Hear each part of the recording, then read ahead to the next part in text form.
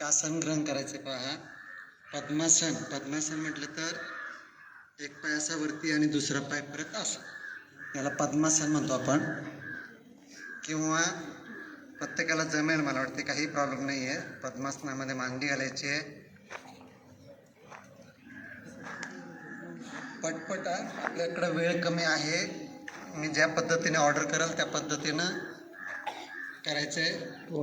दोन्ही हात आपल्या गुडघ्यांवरती, दोन बोटे, अंगठा आणि अंगठ्याचे अग्रभाग, बाजूचं बोट एकमेकाला जोडलेलं आणि तीन बोटे सरळ, मानपाट सरळ ठेवायचे.